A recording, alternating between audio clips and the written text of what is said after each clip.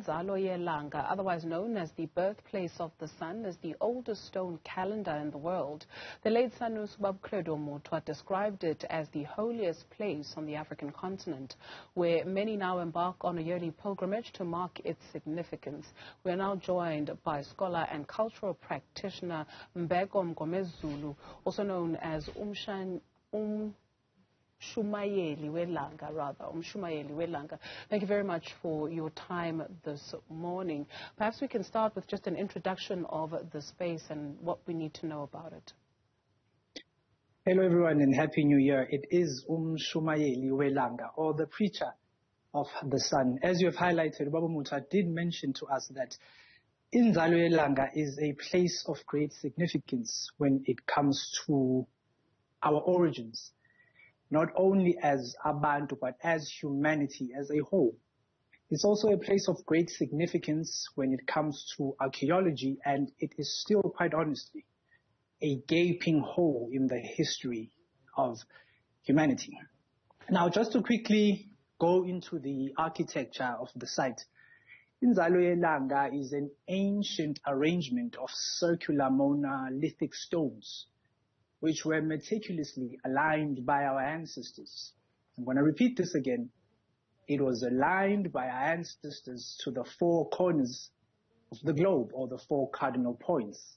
And we should never miss this, that this site is in South Africa and it was created by Bantu. Now, the arrangement served as a crucial tool for tracking the sun's path, or what we call the ecliptic of the sun. Now, not only that, but from the site, we were able to observe and track starry phenomena like the rising of the Pleiades, or the rising of the stars on the three stars on the belt of Orion, the rising of Ikpawe, Soter, the Savior, the star Sirius, the rising of Unanga, or the star Canopus. Our ancestors were able to do all that from this remarkable configuration. Now, this further allowed us to precisely divide the solar year into distinct, verifiable patterns, of which we can trace. And out of those patterns, the most notable are the spring equinox, the solstices, and the much less discussed, the cross-quarter days. Now, throughout time now, from these observations, I hope you can still hear me, from the site, we will then go on to determine the division of time through monitoring the shadow which would be cast by the sunset at certain times of the year on a central monolith. The site is actually a circle, and then on the center, there is a center rock. And then that center rock would cast a shadow onto a flatbed calendar stone, if I were to put it like that. Now, this method, it enabled us to mark significant events in our year. Like, for example, when to plant our seeds, the beginning of the civil year, and of course, the commencement of the spiritual year, which is what we are currently celebrating and acknowledging the return of the sun to the southern hemisphere. Let's speak about the spiritual realm which you are currently acknowledging. What does that mean? The spiritual realm, you see, throughout the year, there is a cycle, or igagasi lemvelo, that we have now lost touch to, because we are now following systems which were forced upon us through the system of religions and, of course, neo-colonization, which is what we are currently following. And so any nation, even if you go to the northern hemisphere, they follow igagasi of nature. Now, this is what we are trying to realign ourselves with, that when the sun rises out of that winter solstice, we are also rising with the sun. When the sun passes over from the winter into the summer, we are also passing over with the sun, which is not what we are currently doing. Right now, when we are passing over into the sun, you will find those of us who are inclined to religions, predominantly the Abrahamic religions, this is where we would be mourning the falling of the sun, because that is what the northerners are doing.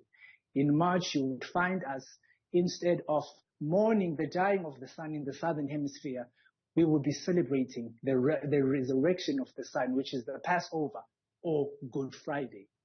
So that is the spiritual alignment that must be done for the southern hemisphere and the rest of Africa as a whole. You see, what we have created now is an idea or a dream, if I may, which is specifically designed to mobilize all the clans of the southern hemisphere under one banner, regardless of clan name, race, or religious inclination. You see, the commencement of the African calendar in spring is many things to different people. And I dare say, as Umshumayeli Welanga, that to the Christian, it's as good as Good Friday. And to the Hebrew, it is as good as the Passover, the month of beginnings.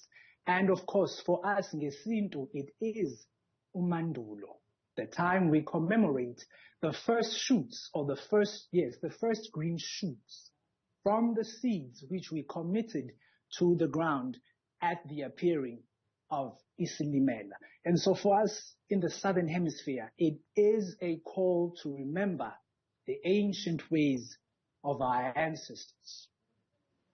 Are you still there? Yeah. What are some of those ancient ways of the ancestors? The ancient ways of our ancestors, for now, we would say, even though, let me comment it this way, even though we are calling it the African calendar, but the observances thereof only apply to the southern hemisphere. You see, our continent is quite big, and it spans 2 hemispheres. And not only that, we also have an equator which runs across the continent. And as you go up through this continent, the seasons begin to change. In other places, they've got 2 seasons, the rain season and the dry season. In other places, they've got 3 seasons. As you get closer to the equator, it's 2 seasons. Now, for us in September, when the sun is reborn, in July, we commemorate the appearing of the Pleiades, of which is one of the star clusters that you'd be able to see from that plateau in Mpumalanga, which commemorates for us the beginning of the hoeing season, or the time we start clearing the fields. Now, from that point on to September 23 or September 25, which is actually the time when the sun actually gets out of the spring equinox, this is where now Sindulelisa, what we have committed to the ground in that actual spring. Siphakama nelanga futhi sehla nalo. As we would sing as Christians, silala naye, sivuka naye ke manje. That is the ritual for the season. That is the ritual that connects all of us, regardless of race, clan, religious creed, under this one celebration of the 23rd, of which we are calling Heritage Day. Okay. There's a pilgrimage also to this space for people who are interested in that pilgrimage. What is it about? What can you look forward to? The pilgrim is based on the idea that as the sun comes out of the winter solstice, you begin your journey, or ukuvuleka kwembali, if I were to put it like that. And then on this journey, there is now a pilgrim which has been created by some of us. And leading up to that pilgrim, there are some observances that we carry, like the fasting that you would find under the season of Lent or the season of Ramadan, the fasting that leads us over into spring and summer, of what you would symbolize, if we were to use the Christian context, as the land flowing with milk and honey. So we would fast, or we would do a OMAD, or 1 meal a day program, which would culminate, depending on which system you are using, under the great empire of Kemet. They are currently on that program now. It starts in Durban, I can't remember where they ended. Or you go through this fasting period as you are crossing over, or as you are passing over into the land which was promised by our ancestors to return to each and every year, if we knew how to be faithful followers of Umalangeni, the sun. Thank you very much for your time this morning, Mbeko Mngomezulu, also known as Yelanga.